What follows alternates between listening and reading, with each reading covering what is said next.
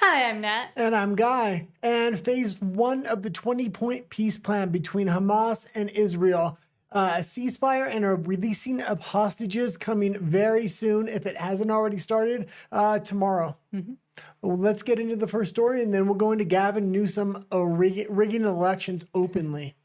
Yeah, so apparently Israel approves Trump's plan for Gaza ceasefire and hostage release. Israel has approved the Gaza ceasefire and hostage release plan. They said in a statement, calls it a monstrous development and thanks President Donald Trump as well as U.S. envoy Steve Witkoff and Trump's son-in-law Jared Kushner. Yeah, is this going to last? I don't know, but Trump is the only president that seems to be able to get peace in the Middle East. In his first term, he got 7 Middle Eastern peace accords from Jared Kushner as well. This time he's negotiated a ceasefire and a release of the hostages and the corpses that are remaining. So I think it's about 28 hostages, around 28 corpses, something like that. So even if the peace doesn't hold, it's pretty amazing he even got this far. He's gotten a number of Middle Eastern countries to be involved in this peace negotiation to probably put mediators on the ground afterwards, which could hold the peace. And hopefully it does.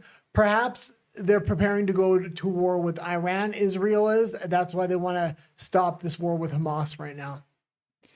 And Trump says Israeli hostages could be released on Monday or Tuesday, as well as the ceasefire and hostages. The first phase of an agreement would also see Israel release hundreds of Palestinian prisoners, Israeli troops beginning to withdraw from parts of Gaza, and hundreds of trucks of aid a day entering Gaza. Yeah, so they have 1,700 hostages, the Israelis do. So I guess they're going to release those prisoners. So it seems fair enough. Both sides are going to have to give something here. I don't know if it's going to be able to last. There's going to have to be major investment going into Gaza to kind of rebuild it. Otherwise, you've just created a nation of radicals. We'll see what kind of happens here. And I was going to ask you, do you think they'll rise up? Do you think it'll hold, especially with Hamas? I don't really think it will hold, but I also think Trump has played this pretty magnificently. Netanyahu and Israel are constantly going to war. They're currently engaged in 7 wars. Trump is getting them to use a lot of their firepower and backs them up a little bit. And then they kind of run out of missiles like they did with the 12-day war with Iran. They have to recover. So he keeps them limited so they can't engage in these forever wars. It seems like he's doing a similar strategy with Europe. He's slowly bleeding them dry so they can't engage in a World War III kind of event. Have them engage in small skirmishes that deplete their ammunitions and that doesn't have to over-engage with that the U.S. doesn't have to over-engage in. And it seems to be working. It seems to be avoiding a major war in lieu of these very small skirmishes. What do you think of the whole talk that Trump might get a Nobel Peace Prize? I think if it holds for a year, he definitely deserves it. If he's able to end this war and the Ukrainian war. Oh, God, what's his name? Oh, John Fetterman actually said he would be the one to put Trump up for the Nobel Peace Prize. Netanyahu has already put Trump up for the Nobel Peace Prize. The problem is the board of the Nobel Peace Prize absolutely hates Trump. They have Trump derangement syndrome. Will he get it? I mean, it's going to be hard not to give it to him if this peace does last. And now there are talks of Iran and nukes, which you put a story on there from our now follow Trump. Iran was 2 months away from a nuclear weapon. Why don't you read the whole thing? Iran was about 1 month, maybe 2 months away from having a nuclear weapon. If I allowed that to happen, this deal would have not been possible. Now Iran has blessed the deal. There are no dark clouds. We're going to have peace. Countries that didn't get along are all involved. It's amazing. Yeah, so he's crediting the fact that he had this small skirmish, which might have avoided a larger conflict. I don't know if they're going to go back to war with Iran. Iran has kind of signed off on this peace deal, which was very surprising. I could see other Middle Eastern countries doing it, but the fact that Iran is supporting it was rather surprising. Do you want to play the video? Yeah, I'm going to plug it in my headphones. You can play the video. I'm not going to have any sound for this one. Okay. Am mine in? Unless you unplug them. I've been playing with this sound because on my Spanish show I've had to use different headphones. No, I'm not plugged in. Where's your headphones at?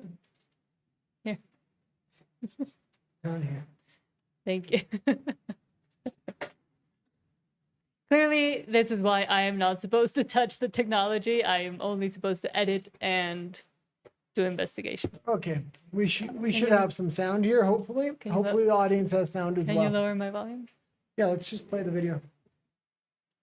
Do so. And then you said they cannot have nuclear weapons, and you did something that nobody thought would happen, and you took out their nuclear sites. How impactful was that decision, do you believe, in this deal being possible today? Well, Iran was about 1 month, maybe 2 months away from having a nuclear weapon.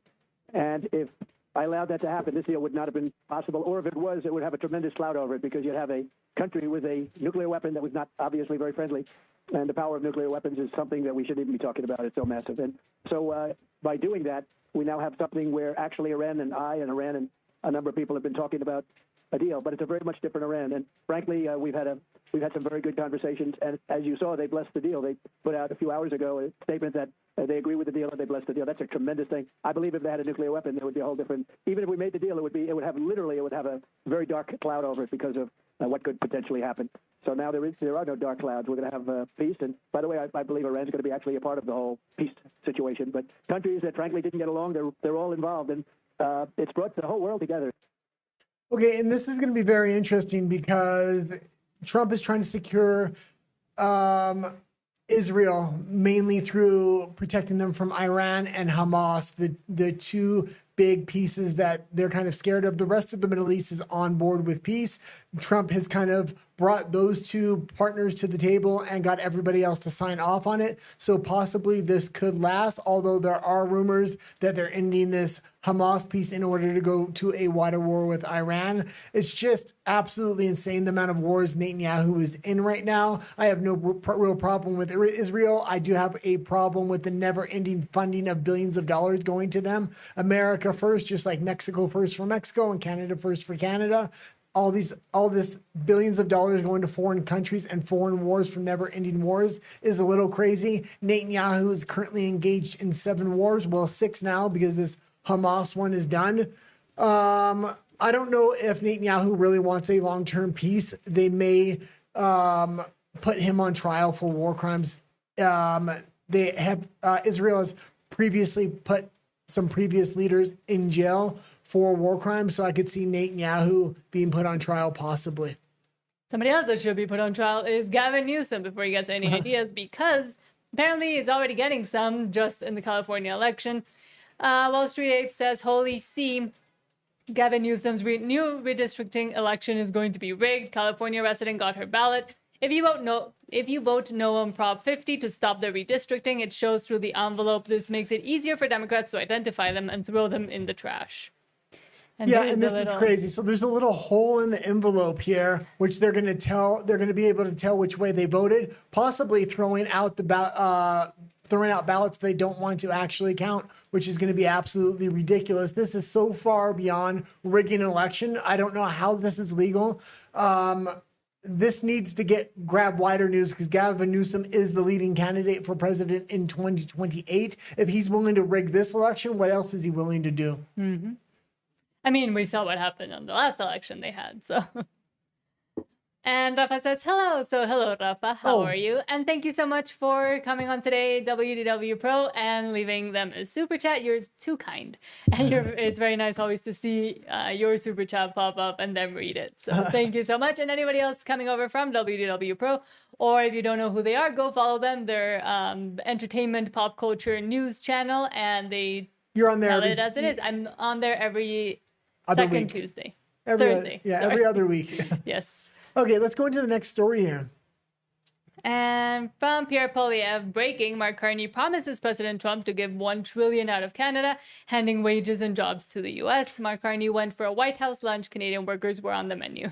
Yeah, and I'm fine with countries investing in the U.S. The problem is Mark Carney keeps saying he's going to invest in Canada. All of his private investments are invested in companies in the U.S. It seems like he's selling out Canada, selling out infrastructure projects in Canada, selling out Canadian jobs for America and for his own pockets. Even liberals are starting to wake up to this. After his last trip to the United States, he was not given a good reception when he came home. Hopefully his poll numbers will begin to drop and they will call a snap election. Well, especially because his whole campaign before the elections was, oh, elbows up, I'm going to go hard against Trump's tariffs and I'm going to combat Trump and make it better for Canadians. And, well, apparently he's cozying up to Trump and letting him essentially walk all over him. Yeah, him and Trump look like good buddies at this point. I personally like Trump. I don't like Mark Carney. But like I say, America first for Americans, Canada first for Canadians, and Mexico first for Mexicans. And that should go for every other country. It seems like the Canadian leader is selling out Canada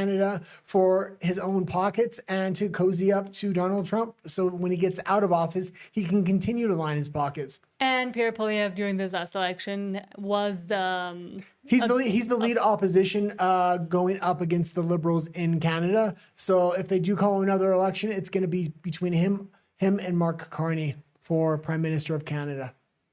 Mr. Speaker, all the hyperventilating in the world will not change the fact that the Prime Minister casually said in the Oval Office today, he bragged that $500 billion Canadian investment dollars have left for the States in the last 5 years, and then promised that $1 trillion more will leave in the next 5 years. That'll mean mines closing in Quebec and opening in Pennsylvania.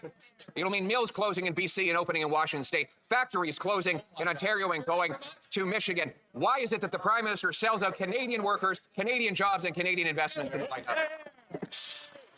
Yeah, and that's kind of exactly what he's doing. And Donald Trump has quoted an increase of $17 billion of external investments. Is that true? Is it not? Sometimes Trump does exaggerate a little bit, but there's a minimum of $8 billion coming into the United States, or sorry, $8 trillion coming into the United States, which is a ton of money. Mark Carney has only lost $65 billion since he's been in office. Him and Trump have been in about the same time. The United States is absolutely draining the Canadian economy because Canadian companies are realizing with these American tariffs, they're going to be better off in the United States. And it's funny because last time we talked about Mark Carney, we got a comment saying like, oh, you two are why I keep voting Liberal. And as we say here in Mexico, well, then disfruta lo votado, or enjoy what you voted for and keep voting that way if you think you're living great. Yeah, it's not that I don't like Canada. We moved from Canada to Mexico City, but the politics up there is just too crazy. People absolutely love socialism, love communism, love to keep voting for it. They're going to get what they voted for. They have the worst healthcare system, but they brag about it because everything's free, but you can't even get in to see a doctor. Actually, between Mexico, Canada, and the United States, I feel Mexico's healthcare system is actually the best. That being said, I just don't know what these Canadians are going to do. Their economy is going to fall off a cliff, and they're going to want to blame the orange man rather than taking responsibility for their own situation. They have more than enough natural resources, whether it's lumber, whether it's mining, whether it's water or electricity. They just need to start using these resources in order to profit Canada and the Canadian people. And also, Canadian healthcare isn't free. We pay, well, up the wazoo, used to pay up the wazoo in taxes. So it's not free. You're actually paying for it every day from your own salary, even if you don't use it or you can't use it because you're stuck on a one-year waiting list. Well, the only reason they're able to spend all that money on healthcare is because they have a really shitty military and they rely on the United States to protect them. Mm-hmm. That being said, there's so many hands in the pockets. They're paying all this money out for their healthcare, but a lot of it goes to a subpar healthcare system. Mm-hmm. That can't even maintain itself working all the time. Yeah. But Mark Carney promises from Kirk Lubimov. Mark Carney promises a huge investment increase from Canada into the U.S. We are the largest foreign investor in the United States, $500 billion in the last 5 years alone, probably $1 trillion in the 5 years if we get the agreement we expect. Okay, and first of all, that's not true because Japan had recently invested over $1 trillion in the United States, and a lot of other countries are investing billions of dollars. So for Mark Carney to say Canada's the largest investor, that's not true. But let's go into this. We are the largest foreign investor in the United States. $500 billion in the last 5 years alone, probably $8 trillion in the next 5 years if we get the agreement that we expect to get. We are the I mean, Mark Carney doesn't know what to do. He was trying to play hardball with Trump. It doesn't work. Now he looks like a trained dog, and Trump seems to be telling him elbows up. And we do mostly have X posts today because we are moving. That's why our schedule is all over the place. We usually do a show on Monday, Wednesdays, Fridays, but these next 2 weeks will be a little bit all over the place because we're moving studios, and you'll see the studio slowly start to break down here as well. As we build a new studio, we just got curtains in the new studio, so we're over there all day waiting for them to install it and stuff like that. Yes, that's also why we're a bit loopy at the end of the day. But let's move on to Chicago, Illinois, and what's going on there and the fight that's happening.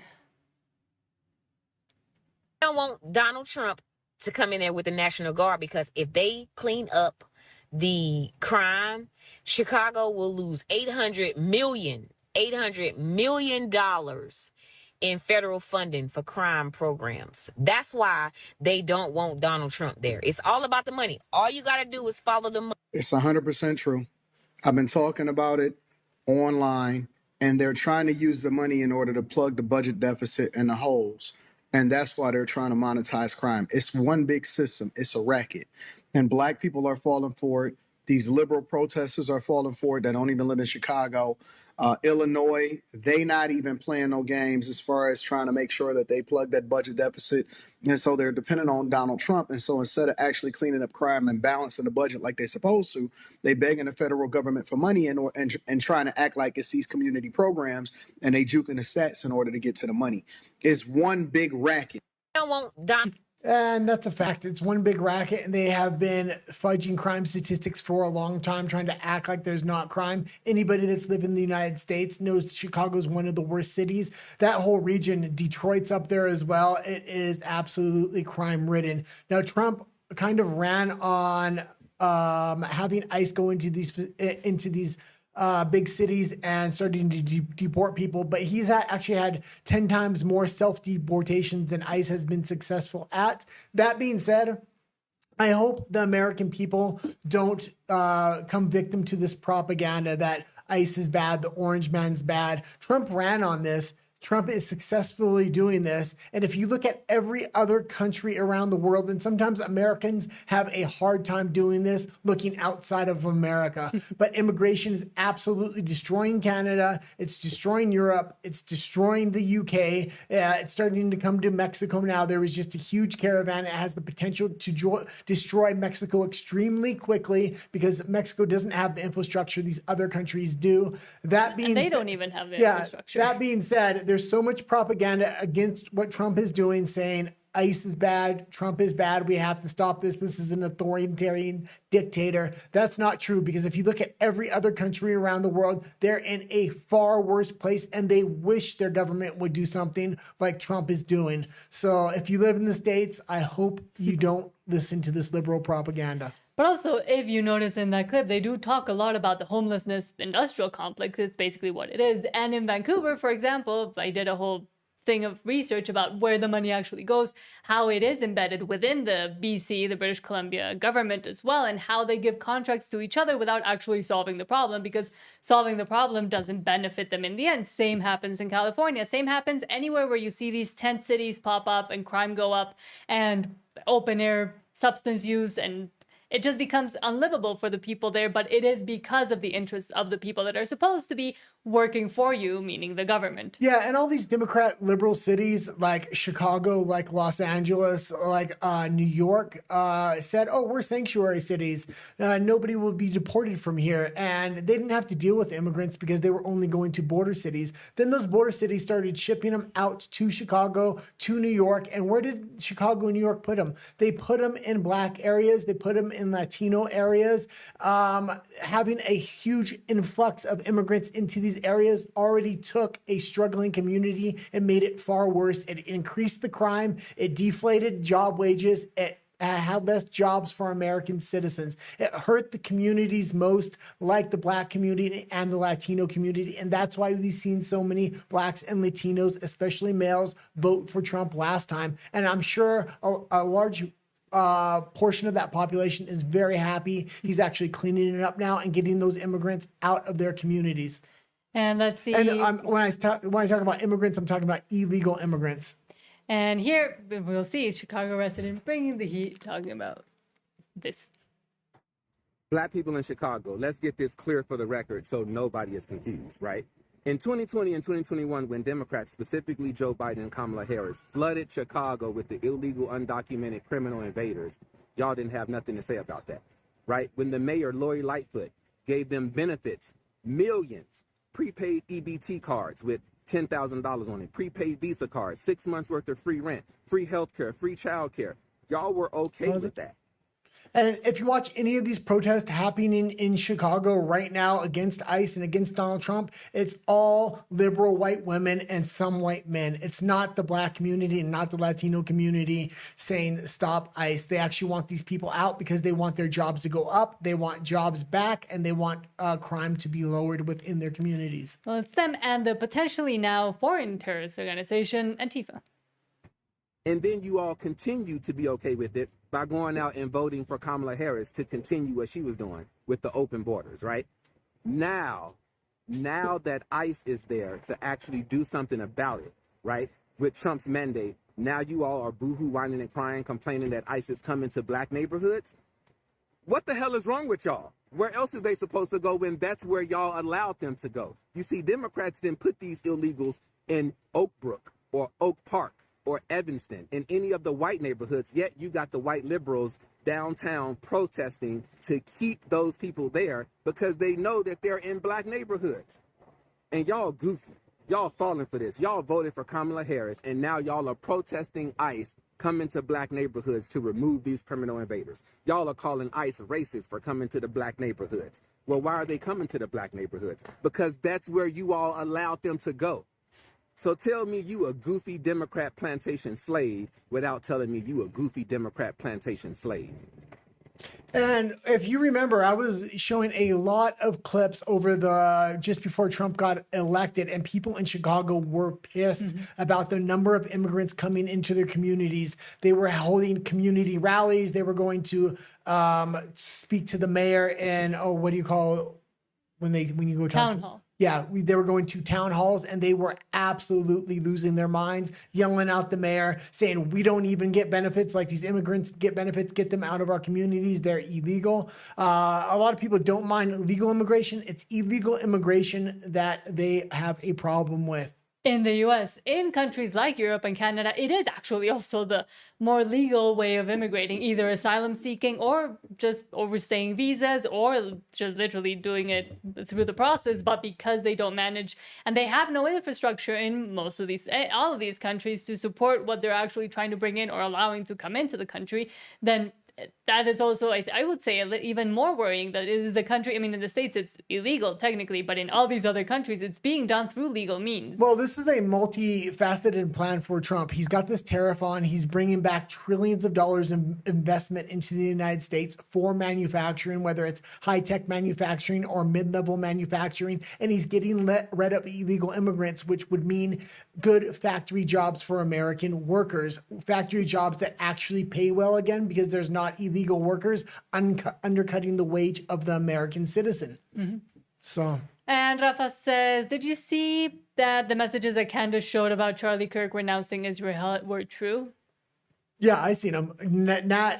I'm waiting for more evidence to come out, but I've been keeping an eye on it. I don't want to go too far down the conspiracy rabbit hole yet, but I'm definitely keeping an eye on it. I'm constantly talking to you about it. You're telling me I'm ridiculous. I'm saying there's more and more evidence coming out every day. So once it's a little bit more, there's a little bit more hard evidence, then I'll kind of dive into it a little bit more. And that is the problem, especially with Candace. Not that I don't like all the other work she has done, but because of her Israel derangement syndrome, in my opinion, I have no actual opinion about the war, about Israel, or about the conspiracies that surround it. But I do think a lot of people see Israel as the hammer, and they have the nail, and anything, if you have a hammer, everything that looks like a nail, you'll hammer. We disagree on this because... But with those texts specifically, I agree more with other people that have spoken up about it. Like, for example, Officer Tatum, who was a very good friend of Charlie Kirk, and he worked for TPUSA for the past 10 years, and we used to go with him all over the place.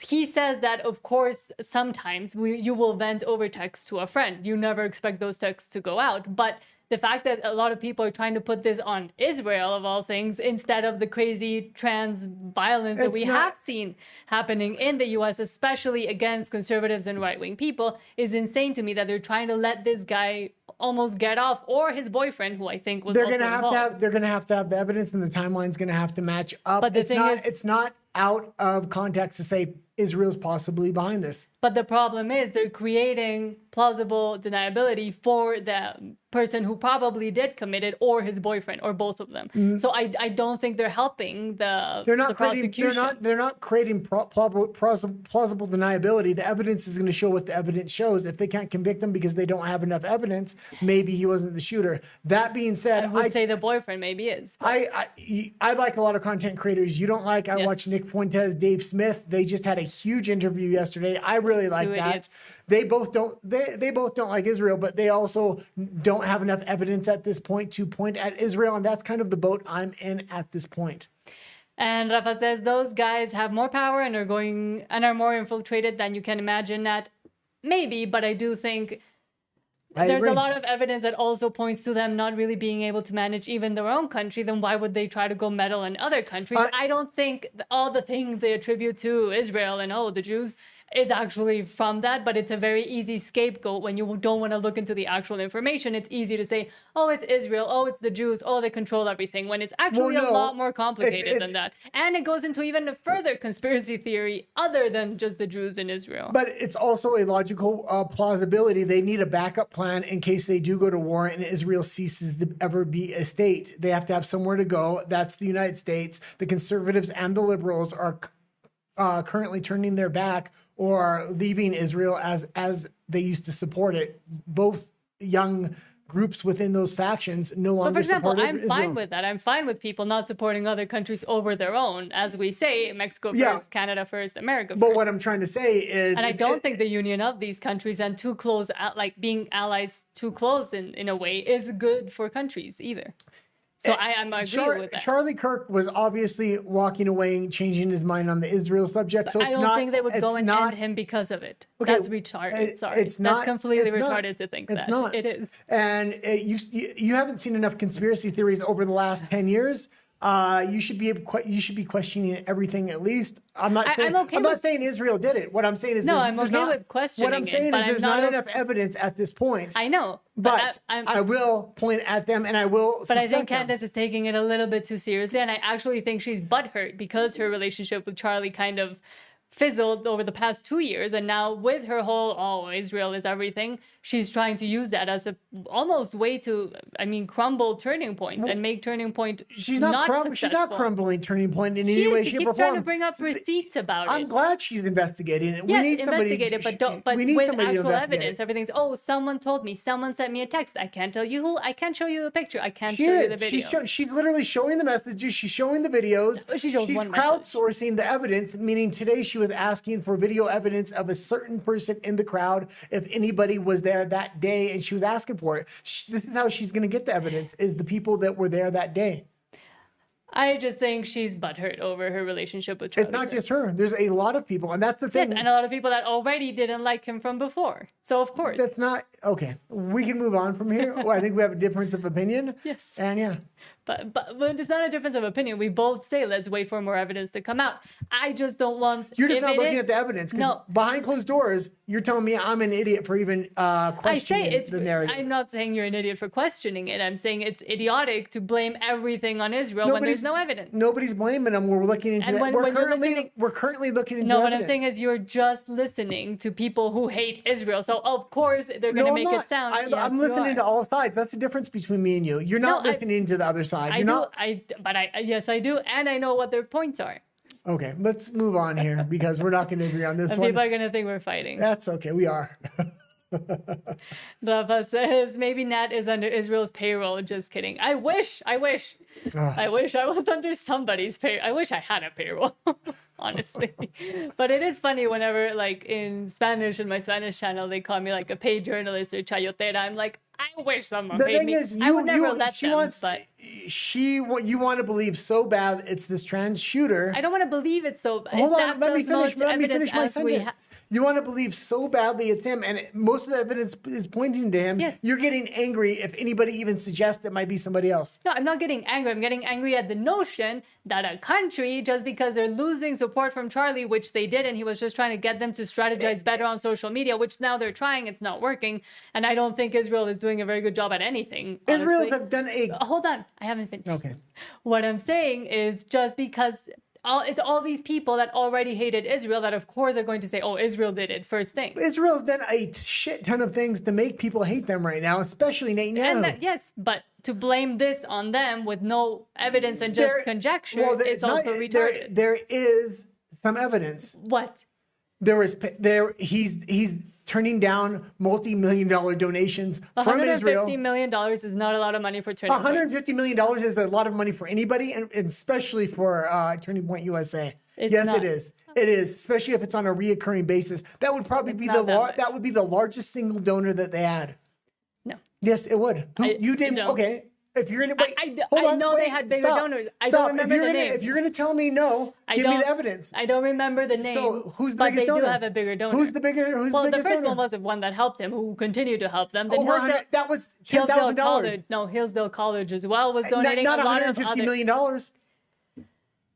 I don't think it's as much as If people you're going think to turn down $150 million, that was a straight payoff because they want Turning Point to be hand in fist with Israel. I don't think. Okay, if he turned down money, I don't think they'd also end him for it either. That sounds retarded. It doesn't sound retarded It does to me. sound retarded. Not if he had taken it and then not listened to them, then sure, I'd say, okay, they have some kind of anger toward him that he took money and then didn't use it for what they wanted to. But if you offer me money and I say, no, I don't want it, then you kill me? That's insane. That's retarded. The Democratic Party is no longer supporting Israel. The young people, especially in Turning Point USA, but young people across the board that are conservatives are no longer supporting and Israel. Charlie wanted them to. No, he didn't. Yes, he did. He was changing. No, he told Israel. Let's move on to the next story. Wait, he told what he said in that letter and what he also came out on in those texts that people are misreading completely is he was trying to tell them you have to strategize better on social media, otherwise we will get nowhere. It's the same as if I go to. He was literally inviting Tucker, Candace Owens back on tour with him. Yes, he was saying, I don't care what. And Israel wanted them to cancel Tucker. And he didn't. And so what? They killed him over Tucker? That's also retarded. It's not killing him over Tucker. And not accepting this is the last generation where they have enough support with a candidate like Trump to actually back them in wars. And that's what Charlie wanted to. That's what Charlie wanted them to do, but they were going about it the wrong way. Okay, and that's what he was angry about. That Israel wasn't listening to him on how to strategize. You're an Israel supporter. I'm not an Israel supporter. I'm not an Israel supporter. I don't give a shit about Israel. I keep saying with that war, let them both kill each other and see who wins. That's okay. That's what I keep saying. I don't care about other countries. Especially Israel. I'm not deranged enough to think that they're at fault for everything that's going on in the world. Nobody's saying they're at fault. You're creating a straw man right now. How? You're literally creating. You're saying it's Israel's fault for everything. Nobody's saying that. We're saying specifically for the Charlie Kirk thing. And what else? Every single thing that's bad in the world is Israel's fault. Oh, sorry. And the 7 wars they're currently involved in. Yeah, that's their own fault. 6 as of today. That's their own fault. Because Trump ended one for them. Yes. Okay, let's move on. I don't like Israel. Rafa says, it's important to mention that Candace hasn't accused Israel directly. She is just showing the facts. Yeah. Yes, I can also show the facts of a lot of things that I want people to believe. And I also have no problem. And the problem is she hasn't really shown that many facts. I have less of a problem with Israel. It's primarily Netanyahu. He's steering that country in the wrong direction. Yes. Okay, let's continue on. And that's also what Charlie was trying to tell him in a polite way. But I don't think he killed him over it. Okay, well... Because I'm not dumb. The evidence is starting to mount up in a different way. We'll see what happens. Rafa also says, that's a ton of money. Yes, but you don't kill someone over not accepting money. According to Nat, it's not a ton of money. Well, not for TPUSA yes, is what it's saying. It's the biggest single donor it would have been. I don't think it's the biggest single donor. Okay. I think they had bigger donors. You think, but you can't... Because Charlie said it. You don't have any evidence. I can't remember the name he mentioned. It's one of a million clips. Why don't you type on Grok right now, the single biggest donor to TPUSA, and let's see what it was. I don't believe Grok. Well, go ahead. I don't know if they even, well, they're a 501c3, right? They have to disclose their finances? Yeah. Okay, hold on. No, I don't want that. Okay, I'm going to type it up since you're trying to manufacture an answer here. I'm writing it. You take too long to type. You don't know how to use technology. Largest single. And what was the amount? Largest single donor. For TP Turning Point USA in its history. God, I don't know how to type either. Okay, let's see. Here we go. It's thinking. Wayne Duddleson Foundation, a relatively obscure Texas foundation, contributed $13.1 million. Largest direct donation. Okay, so $150 million would have been 10 times the amount almost. Yes, and he didn't take Okay, it. so let's continue on. I was right. And he didn't take it. Yeah, that's the problem. They were That's the literally trying to buy foundation. the organization, That's your try to buy the foundation. youth of America, and he turned them down.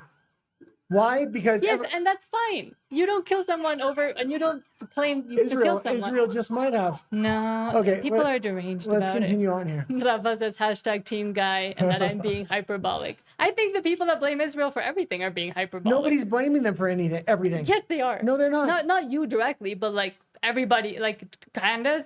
Everything's Israel with Candace. Literally, from the French Prime Minister's wife being trans, that's Israel apparently, to XYZ, that's Israel. The vaccines are Israel. Everything's Israel. I'll give you Candace and Kanye, but And outside of Tucker. that, Tucker's insane No. too. He went on an insane bet, and he's being paid by Qatar to do that. So he's not being. That's ridiculous. he is now. being paid by Qatar. Okay, let's continue on. Now you're going into conspiracy. Everything's Qatar's fault now. No. Everything's. No, that's I what you're don't think saying. everything's one person And or that's organization's exactly what I just fault. told you about Israel. So let's No, it's continue on. not. Yeah, it is. No, you keep saying it is Israel. Okay, let's continue. What is the next story? Well, something that isn't Israel. Maybe, I don't know. But the Sinaloa cartel, moving back home over here, threatens tourists in Cabo over raids. Cartel banners warning American tourists appear in Baja California after lab raids. Messages allegedly signed by Los Chapitos addresses FBI Director Patel directly. Yeah, and I think this is going to mount up more and more and more, especially as these behind-the-scenes negotiations between Trump and Claudia Sheinbaum continue. What's holding up the tariff deal is the military aspect. Trump is using the tariffs for the military leverage he needs to put on Mexico to bring American troops in to work with the Mexican military. Do you want me to try to read it or no? If you want, if you can, I don't know if you Okay, can. it says Tony, I think, Cole, Cash Patel, Ronald To something, the Marina in Mexico, Sadai Group, and a bunch of other, Claudia Sheinbaum also got mentioned.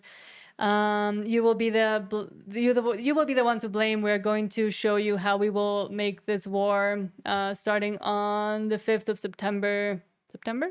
Yes, October. The 5th of October. We will start. You can stop it there. But what I am going to say about this is I wouldn't necessarily think this is 100% the cartel putting this message out there. It would benefit the United States the most. Of a few American citizens died in Mexico, and the cartel claimed that they were the ones targeting them. That would give justification for the U.S. to come into Mexico and to focus on Mexico a lot more with the military.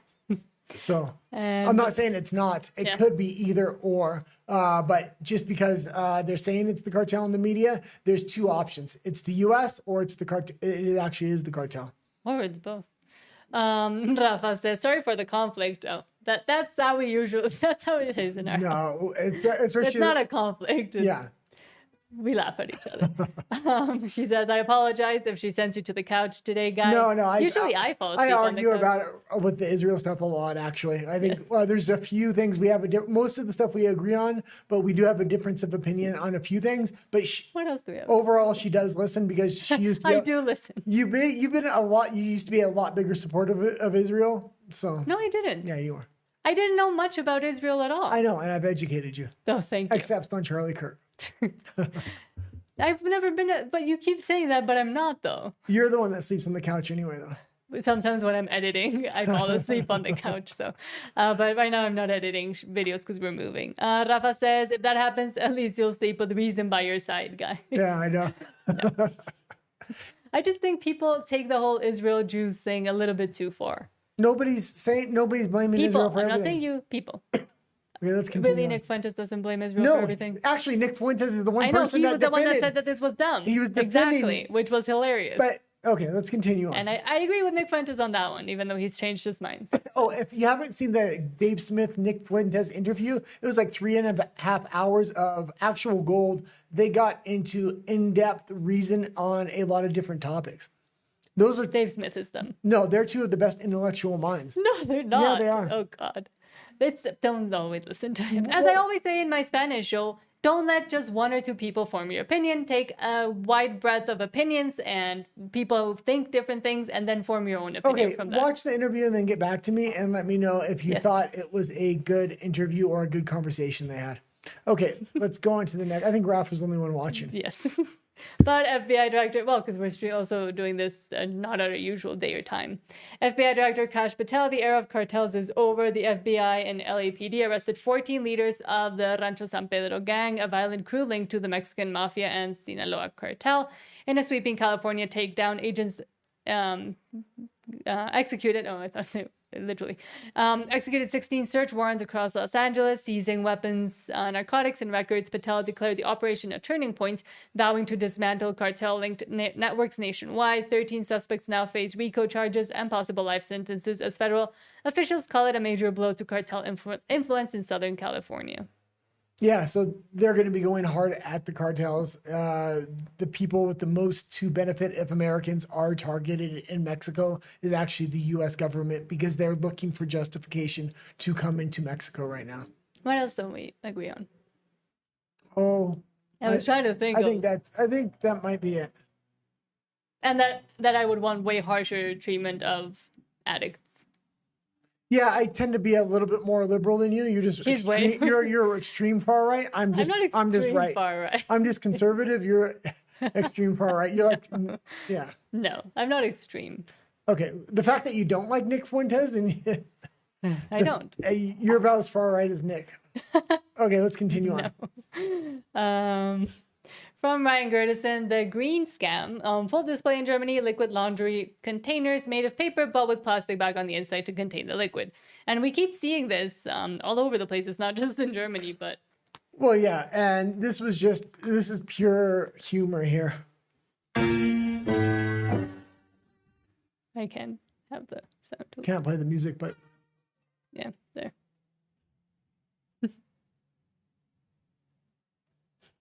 So it's just a big plastic bag in a paper bottle. They don't want people to probably know it's plastic, but yeah.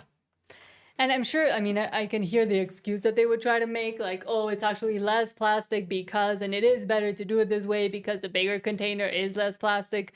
But still, with the straw thing, with the paper straw that melts. Itself. Yes. You don't need to use the paper. Yeah. But it's better to say, oh, the outside is recycled paper and whatever, and recycled cardboard. Okay, well, what do you got for me next there? Apparently the ones you support. Parents branded racist for objecting to Islamic lessons at primary school. During the lesson, one child said, "I'm Christian, I don't pray to Allah." They were told, by the time you hit year 6, you will all be Muslim. This is horrific. Yeah, so they're bringing imams in from the local mosque to educate these people in public school. And when children speak up against it, the imams are telling them, by the age of 6, you'll be Muslim. Well, Candace would be very happy with that. Candace is a Christian, God-fearing Christian. And yet she doesn't want to defend the Holy Land. Woman. She doesn't want to defend the Holy Land. So. GB News can exclusive. Oh, let me make it fast. Revealed that a Welsh primary school has been slammed after worried parents were branded racist for raising concerns about an Islam lesson. Let me explain. Seaview Primary School in Swansea recently brought in a representative from a local mosque to teach the school children about Islam. But parents complained that Christian denominations don't get the same representation in their religious education lessons. Apparently, parents were not informed about the visits beforehand, and then when some objected to the lessons, they were apparently made to feel as though they were racist. Children were being marked down on things like misspelling mosque or Quran. But there is a bit more to this. There is even the claim that one of the children, said, "I'm Christian, I don't pray to Allah," and that the person who came in to that school to give that talk and to be with the children said that by the time you hit year 6, you will all be Muslim. Well, Local Reform UK councillor Francesca O'Brien organised a public meeting this morning to discuss the issue. She joins me now live. Francesca, thank you very, very much. It's meant to have you on the show. So what is it that local parents are, A, complaining about, B, so worried about? A couple of things. Thank you, Patrick. Actually, this morning was quite an eye-opener. Many of the parents contacted me at the end of last week raising concerns that a representative from one of the local mosques here in Swansea attended the school without the parents' knowledge. And they were taught how to pray on a mat, how to fast, and reciting prayers to Allah. I took phone calls from parents where they said the children were reciting the prayer off the top of their head. And these are children as young as 5. So it does raise a number of concerns. I could feel that there was a lot of tension in the community. I was asked to attend. I said I was happy to listen to them. I think they felt unheard. So today was quite an eye-opening, and as I said, there was a number of parents there, some too scared to even come because they felt they would be branded racist. There have been accusations that a parent in particular was called a racist, and that is something we're going to be looking into. But huge issues there. The imbalance of religious beliefs. You know, do children actually know the Lord's Prayer? We're meant to live in Britain, in a Christian country. So is there an imbalance in religious studies in our primary schools here in Wales? And I think maybe we've only just touched the tip of the iceberg. Okay. If you had a Christian preacher come in and force Muslim kids to pray, their parents would go absolutely ballistic. If you even draw a picture of Allah, they're trying to behead you. So imagine what they would do if they were targeting Muslim kids. It would be a completely different set of circumstances. Yes, and they'll say, oh, they're trying to indoctrinate children with Christian beliefs, and we're supposed to be a division of church and state, but... Well, and this is why you can't bring religion into school, and there perhaps does need to be a division, and that division needs to be for every single religion. A separation, yes. And Apollo 007, I always want to read it in Spanish. Apollo 007 says, hello, friends. Hello, good evening. I think it's Apollo. Apollo, yeah. You keep saying Apollo. Apollo is in Spanish, okay. Apollo is in English. Hello, friends. Good evening. When a foreigner thinks of Mexico, he thinks of insecurity, tacos, and tequila. Is that what you thought? Maybe when I was before me. Maybe when I was younger, I think. I'm Mexican. I used to party down in Tijuana a lot because I used to live in Los Angeles. In LA. So, yeah. But I did get that comment a lot when I was living Mexico in Canada. City is completely different than... And that's why I always told people, Tijuana. go to Mexico City because you get a mix of kind of everything. There's super new modern buildings, really old, antique buildings. There's pyramids. There's everything in Mexico City. Yeah, but they have a special name for Mexico City people, don't they? Chilangos? Chilangos, yeah. Yeah. Because they're more westernized. No. I No, think it's so. because Rafa can make fun of Rafa, take no offense, but people from Mexico City think, because I've always lived in Mexico City, think that people from the other provinces and from outside of Mexico City are a bit more traditional. Let's call it that way. Well, I think people in Mexico City are way too liberalized, is the thing. Yes. So and this that's is why where I say it's they're coming more. in. That's why I say this is where the elites are. Well, that's why I say they're more Americanized, because they're more liberalized. And because they want to be like America. Well, But they can't. not New America. They don't like Orange Man here. I'll tell you that. No. And Rafa says the powerful Apollo 007, because that's what he calls him in Spanish. El poderosísimo Apollo 007. Rafa says, have you heard the Tulum gossip? No. No, what's What the happened Tulum in gossip? Tulum is in Cancun. Yeah. But what's the Tulum gossip? Okay. Now I want to look it up. Oh, here. Apparently the worst storm. Oh no, crisis in Tulum. Hold on. People that sell things say sorry to tourists because of elevated prices and a bad treatment of them. Apparently, people that sold things in Tulum were being mean to tourists. Okay. Maybe, I don't know. So let's go into. Let us know, Rafa, in the comments what you mean by the Tulum gossip, because I don't know. But let's go to another organization that does try to control the world, BlackRock. Wide Awake Media from investigative journalist Whitney Webb, BlackRock and other companies are attempting to gain absolute control over the natural world under the guise of saving the planet. Do you want me to read it or here? No, let's just play the clip here and she'll explain it fairly well. I'll play it a bit Play it less at 1.5 fast. speed. No, because 1.5. No, 1.5. If I can't understand. It's a 3-minute clip, so 1.5 is nice. But I don't know if people that maybe don't speak English that much can understand it. That's fine.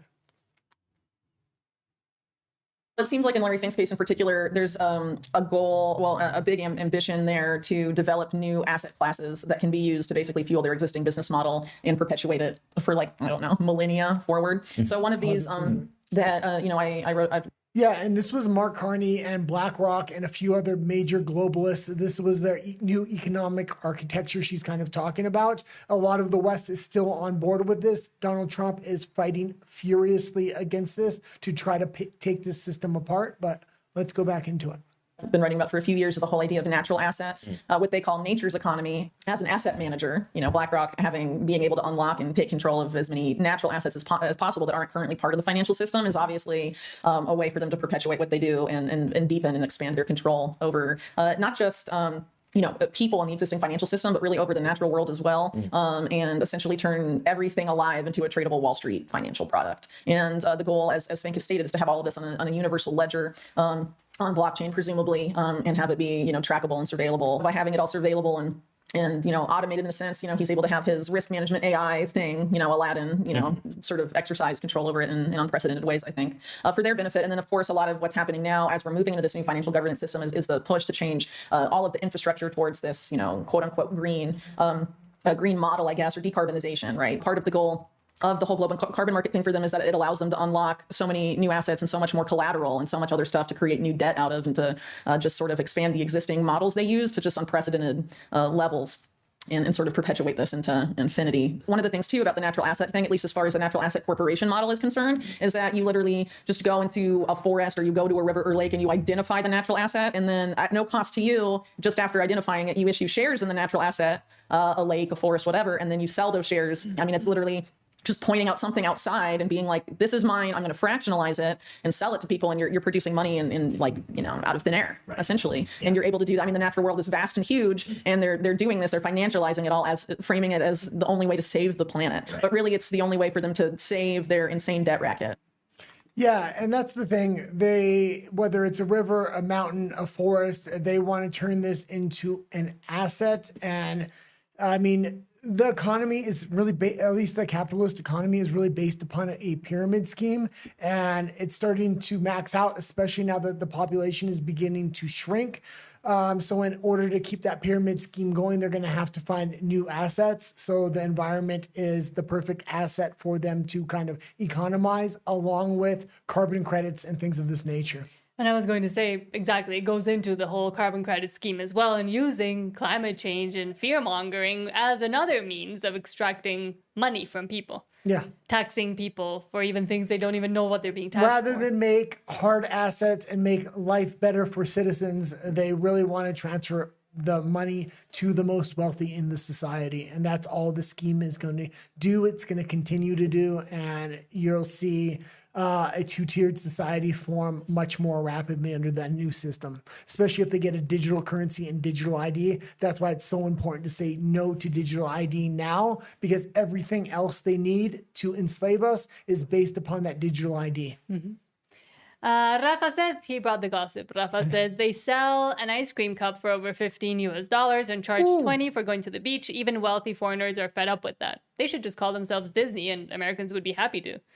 We were talking today on WDW Pro how the Disney increased their prices, and I actually do think they sell $15 ice cream at Disney. So, I mean, not that I'm saying that the people in Tulum are right for doing that. Well, that almost sounds like, it's a different kind of natural environment asset class, charging $15 to go to a beach that should be free. Well, I think in Mexico, you're not allowed to privatize beaches, but you can charge to take someone somewhere. It's the same thing in Florida and other parts of the United States, but they're finding ways to legislate it around it, meaning they're not letting people on certain other parts of the beaches. Then there's only so much beach left, and then they're charging. So that's kind of what I think they were doing here. But let's jump over the pond to... But that's why you don't go to tourist traps, because once you're in a tourist trap, they can charge you $15 ice cream and you have no say in it. True. So if you go off the beaten path, you're going to But the problem is the government has allowed so much of our beaches to become tourist traps and to be completely built on. Yeah. And built on. So there aren't that many outside off the beaten path parts left in Mexico because they've allowed all the infrastructure to come in.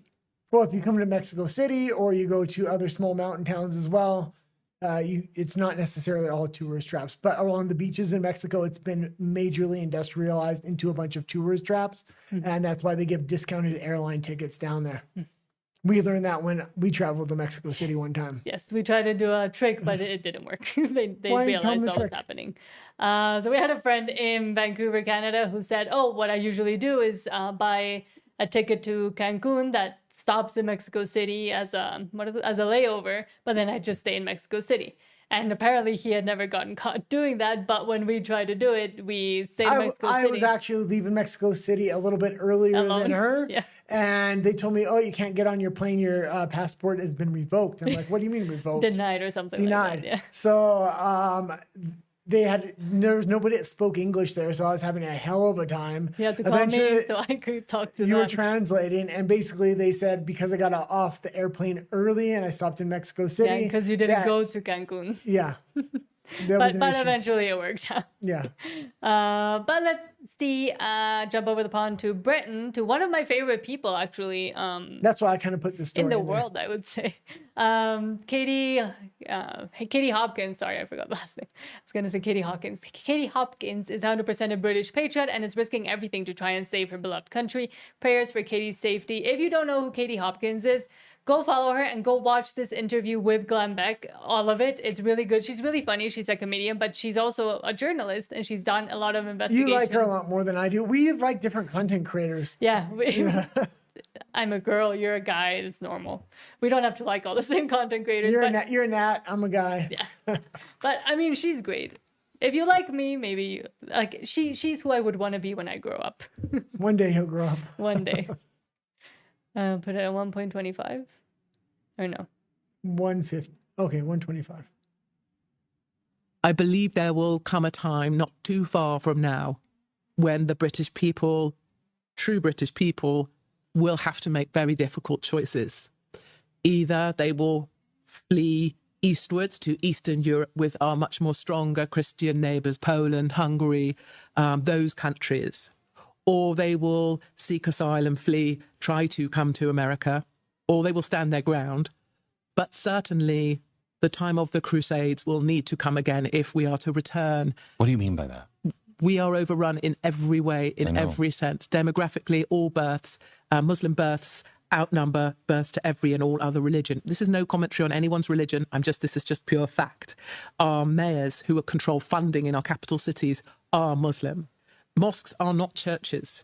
A mosque is being built at the outermost, tippy-most end of Scotland and at the furthermost reaches at the end of the other side of our tiny country. This is about a takeover. And I will say they might not only move to Eastern Europe if it doesn't work out in Western Europe, but Russia is welcoming Westerners in from America, Canada, Europe. I watch a lot of videos. A lot of people are actually going to Russia now because they are a strong Christian nation. A lot of people don't have the same animosity towards Russia that the elites do in Europe. But yes, go watch that interview with Glenn Beck. Her name is Katie Hopkins, and well, Okay. I could go into it, but I don't want to get back onto the Okay, let's continue. Israel Muslim train. Okay. We should go over to. Should we?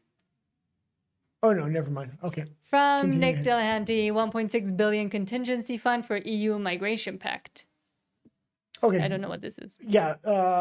Nobody really wants. Well, let's let it play and then we'll talk about it. Okay. Hold on. And how long is the video?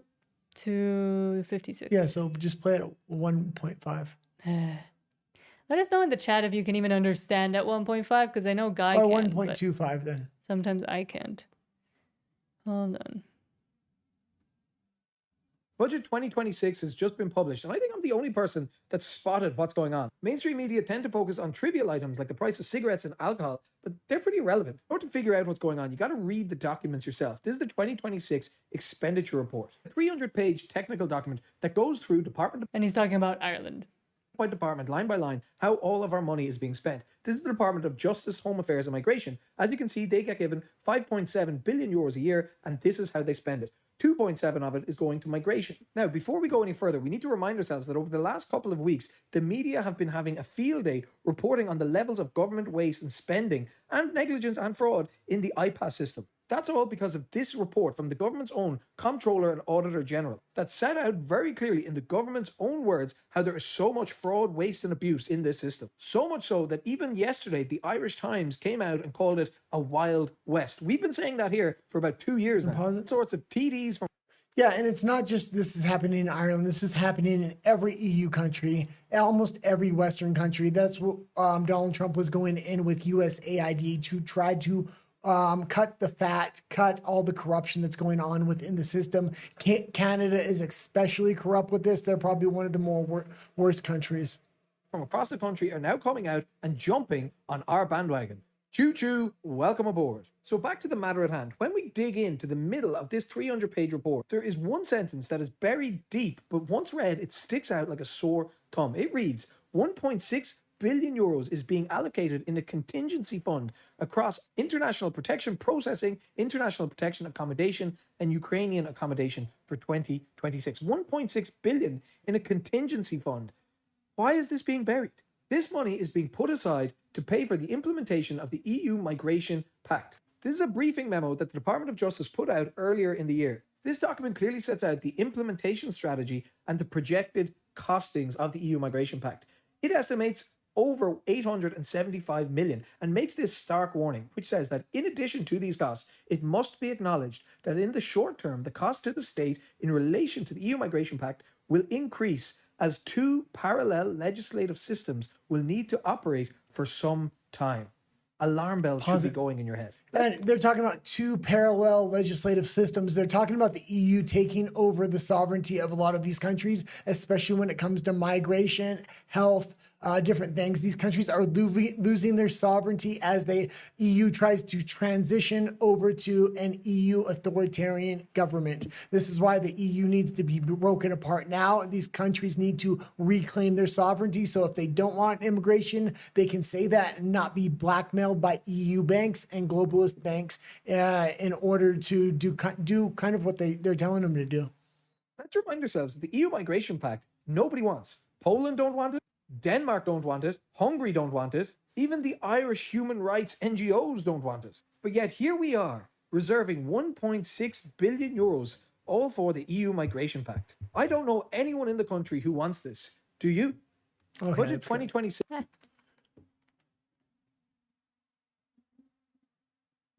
Okay, let's go into the next story there. Back to Nigel Farage and going back to digital IDs. As we keep hammering on because it is worrying. And Katie Hopkins spoke about it with Glenn Beck about how the effects and the worry is even bigger now that they're able or could be able to go after people in a faster way. In a more succinct way. There was another clip with Joe Rogan where he was just saying this is absolutely insane what the UK is doing with digital IDs. I mean, most Western countries are simultaneously trying to push for digital IDs right before they throw in digital currency. And that's when the trapdoor begins to shut. It's very important that we continue to talk about this subject. And I mean, luckily Farage is talking about it in the UK, at least there's someone talking about it. In Canada, nobody really wants to talk about it. And here in Mexico, it's a lost cause. It's already happening. Well, but here in Mexico, it's it's a little bit less easy to manage properly, but I mean, the idea was still there. To ID cards. Here was the Prime Minister launching digital ID. I'm announcing this government will make a new free-of-charge digital ID mandatory for the right to work. The rule will be that you can't work if you don't have digital ID. And the reason for that is that too many people are working illegally. Clear, you must have ID, mandatory digital ID, in order to work, because we have to stop illegal working. That is our totally and utterly dishonest Prime Minister at every single level. If you are a foreign worker in Britain, you already have to show a form of digital ID as a foreign worker to your employer on your phone. There is a code you have to apply for, and he or she, if they're employing you, legally have to ask for it. So we're told that's why we've got to have it. Yet already we have HMRC saying this is wonderful, it'll pave the way for £600 million of tax grab we can take from people. And before you know it, you'll have all your medical records on there. If you're not jabbed, because the government thinks you should be, you'll find yourself genuinely a second-class citizen. I think the whole thing is appalling. I will not be having digital ID. Put me in prison, not a problem. I will not be having digital ID, and I really mean it. Kwasi, why is he lying to us? Why is he lying to us? We already have digital ID. We've discussed this many times. I know. And I'm being angry on this issue, I think you're completely wrong. Right. Digital ID is technology. You know, 50, 60 years ago, we had paper passports, all of that. We still do. We live in we do. We have a digital world. And why wouldn't we have digital ID? It makes things a lot easier. Well, then why not say that? Why lie to us and say it's for foreign workers when already they have to have a form of it anyway? So in my view, this is modern technology. It's going to happen one way or the other. If it doesn't happen this year, it'll happen next year. If it doesn't happen next year, it'll happen in 3 years' time. Yeah, if it doesn't happen this year, it's going to happen next year. You can't do anything about it. Yes, you can. You can say no to it. If one country stands up, it's like dominoes that it's going to give hope and courage to the next country to stand up and say no to digital ID. It's very possible, even without an outward-facing digital ID, there will be a private digitalization of the entire population. But if they want to do that, then let them do it behind closed doors. Don't let them openly do it to you and openly threaten you and then put a social credit score on a society. This is a modern, I know you don't trust government, but I'm just saying as a practical way of... Quasi. I support digital currencies. You do. I support the 21st century world. But that is a private transaction between me and an organisation or a system, not the government. So you want a paper passport? You think that's better than a digital ID? Actually, the passports now have chips in them and they read across machines. So why not have digital ID? So you've accepted the technological... Because it gives government the ability to control every element of your life. I have a feeling, Morris, on this one, that it's not going to fly. Blair tried this really, really hard. He tried for years. I think this is going to fall flat on its face. I can't see Labour putting up with it. Yeah, and I just want to also share with the viewers that I've got really mixed feelings about it. We don't know who's in our country, right? That's true. This is scandalous. How would this help? Is that in order to access any aspect of commercial or political... Commercial's in place already. Right, then just some notion of who you are. I'm just sharing why I'm I share with you this visceral loathing. I love to walk down the street without any identification. Who cares? But because of, I think, mass migration and because of state inefficiency, we don't even know how many people are in the country. So the argument is, because you guys have completely screwed the country up, we have to have digital ID. Yeah, that's what we're saying. It looks like roughly the size of it. But either way... Screwed it up over 50 years as well. You're absolutely right. We don't have digital ID. Where the thing is that we've got to have a really, like, this is the problem with our politics. We've got to have this conversation. Yeah, no, we've got to share with people the threats to the liberty and the huge advances that can go on through technological innovation. Yeah. That's the stuff we should be talking about. You know, Morris, I'm not a Luddite in any way. No, I just don't trust the state. Okay, and that being said, yeah, they screwed up their country just like every other government is corrupt and screwing up their country. So don't give them more control, more access, more oversight over the citizens' life so they can not only screw up the country more, but have an authoritarian dictatorship over the people. Hold on. There we go. Okay. I couldn't get back. Now there's something about a conspiracy theory and chemtrails. Can't even say that on YouTube. Yeah, I'm sure. Okay. From Not a Number, it turns out all the conspiracy theorists who were concerned about weather modification and chemtrails were right after all. Even though we've been proven right, I still have people looking at me like I have two heads when I tell them. Yeah, and this whole weather modification thing, they're trying to block out the sun in the UK. We've covered that story dramatically. Bill Gates is funding that, working in cooperation with the UK government. The UK government already approved that program. Weather modification has been going on for a long time, but now the documentation is there to actually prove it, so they can't call us conspiracy theorists anymore. Hello, Ben Leo here. It turns out all the crazy cranks and conspiracy theorists who were concerned about chemtrails and weather modification, well, you might have been proven right after all. I've just come out the most extraordinary 2-hour congressional hearing here at the Capitol in Washington, D.C. on that very, very topic. Experts all agreeing weather modification, cloud seeding, chemtrails, it's real. Here's what happened. My written testimony goes into detail explaining my decision to join more than 500 other scientists and academics from around the world to call for a solar engineering non-use agreement. I'll just briefly state first, the understandings are not sufficiently developed to know what the outcomes would be, and unintended consequences are almost certain to happen. Second, our 70-year history with weather modification should give us some humility in thinking that we can understand what the consequences might be. We've been trying to modify the weather for 70 years, and we don't know if we're modifying the weather. And finally, we have one Earth, and experimenting on it carries considerable risks. I have likened geoengineering to risky gain-of-function research on viruses with uncertain benefits and catastrophic risks. Now, the federal government has been involved in cloud seeding since the 1940s. Using the planet as a test monkey for emerging technologies poses all sorts of risks. Among these that have been highlighted by the EPA are stratospheric ozone depletion, acid rain, and reduced crop yields. There's also the question of whether such large-scale climate intervention is even necessary given the uncertainties regarding climate change. For years, anybody who questioned weather modification was labeled crazy or a conspiracy theorist. Now we've learned that they've been doing it for decades. One geoengineering company called Make Sunsets injects aerosol into the atmosphere to reflect sunlight back into space. I want to show you their frequently asked questions. Why? It says, unless we reflect sunlight, tens of millions of people will die, and 20% of species may go extinct. These climate activists have come so far that they are actively trying to inject chemicals into the air to block the rays of the sun from hitting the earth. And they want to take away our God-given rights over the earth in order to satisfy their godless climate cult beliefs. Potentially cooling the earth could also cause people to freeze to death, crops to die, and could literally lead to killing millions and millions of That's people. one of the big things. There is a war on farmers, and now with this cloud seeding trying to block out the sun, the government may have a lot more control in the future over crop yields, internal cropping, and things of this nature. And there was also, there was also a, he was creating rain, I think. He's been on Tim Pool a few times now, but he has been trying to like explain it, but every time he tries to, I just don't believe it either. It's absolutely ridiculous. You don't go modifying the environment, which you don't know the repercussions of it. And the repercussions could possibly be global.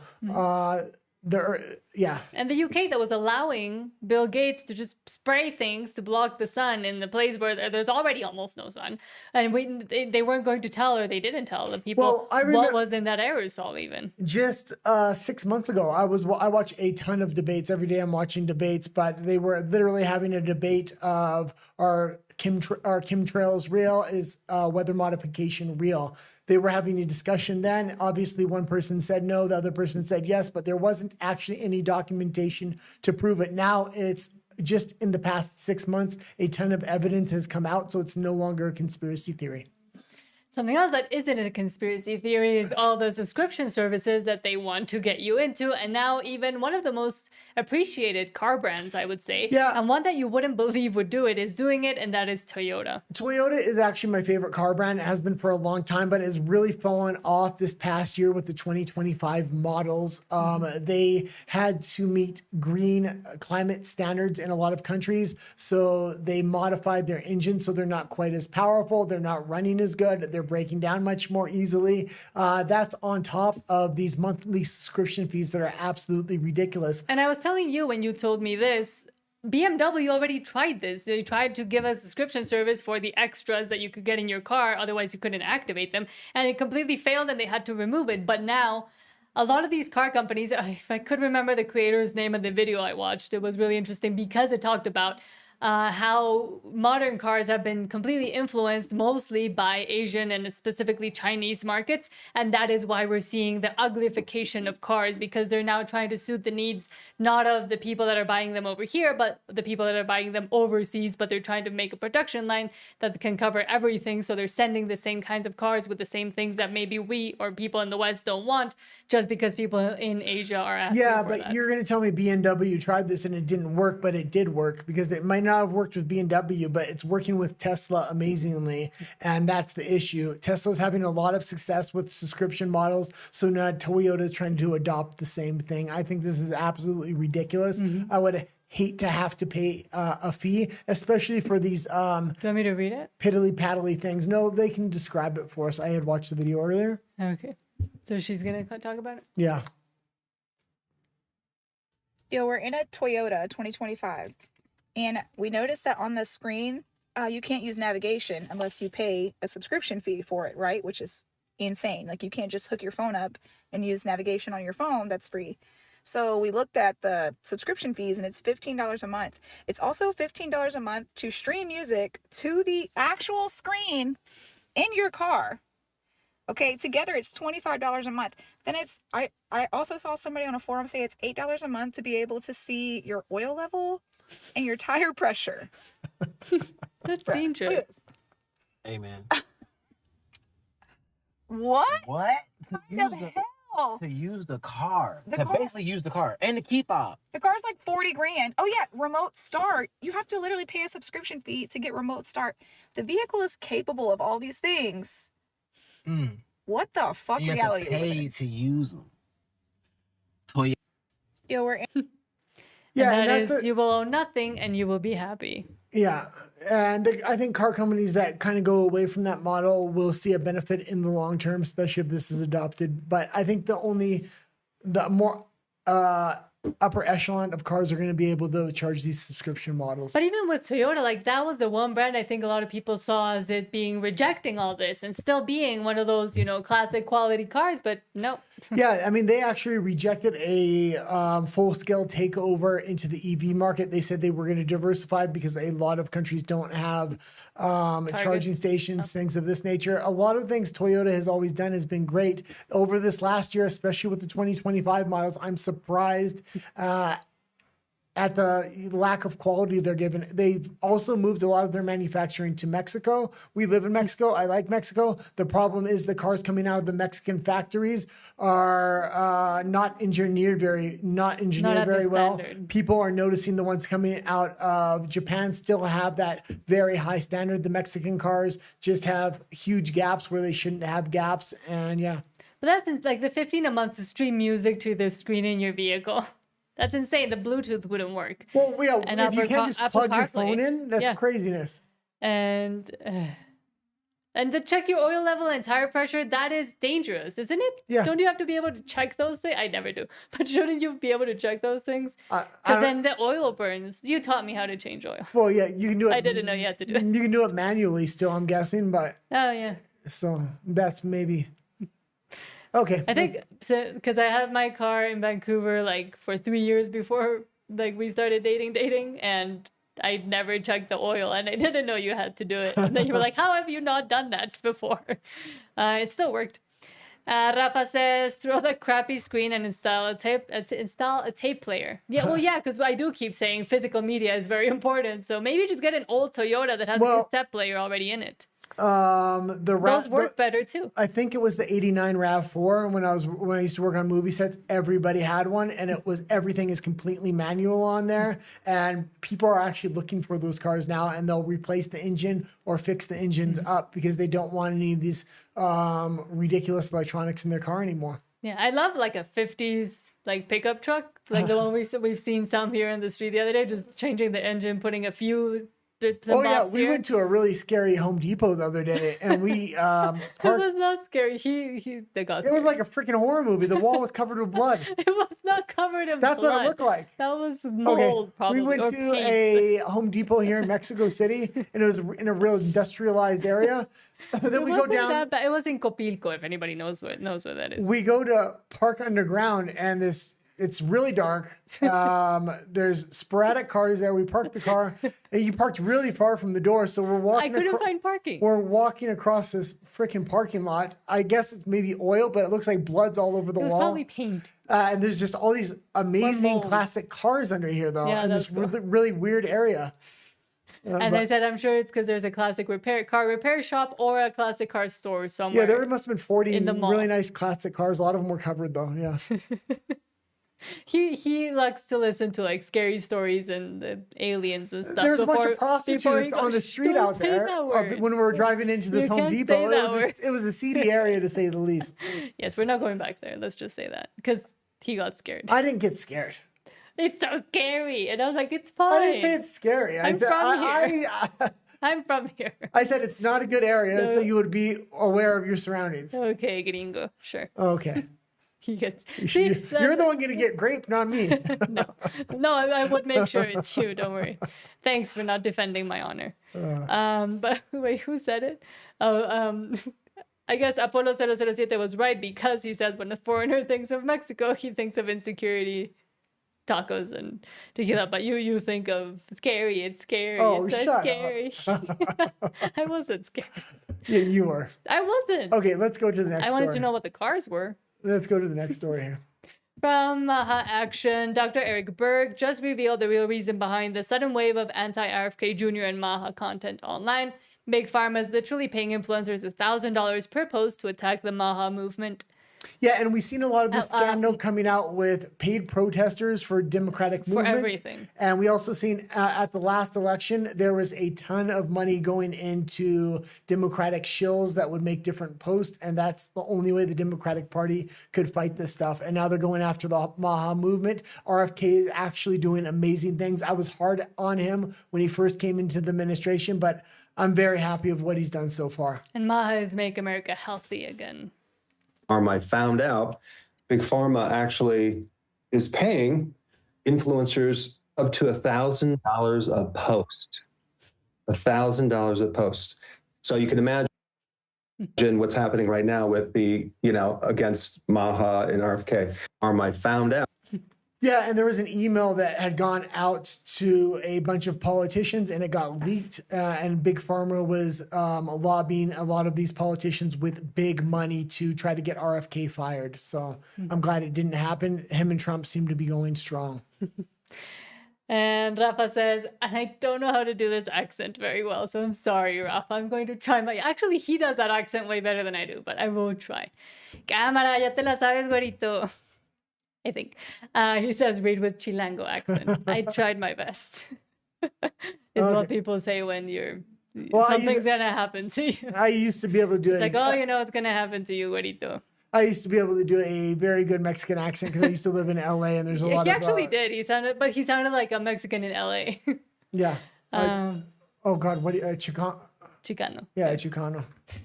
Okay. And now we have to head over to RUMBLE. I still haven't made the little screen that goes here, but I will when we are done. If you're not with the liking move. and subscribe, please do so. We're trying to get to 1,000 subscribers. Yes. So we'll see you over on Rumble in just a moment. I said RUMBLE on purpose. Thank you, Rafa, and thank you, Apollo007, for your messages.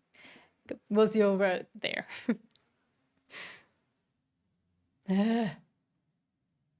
Oh, we have 96 subscribers. We're 4 away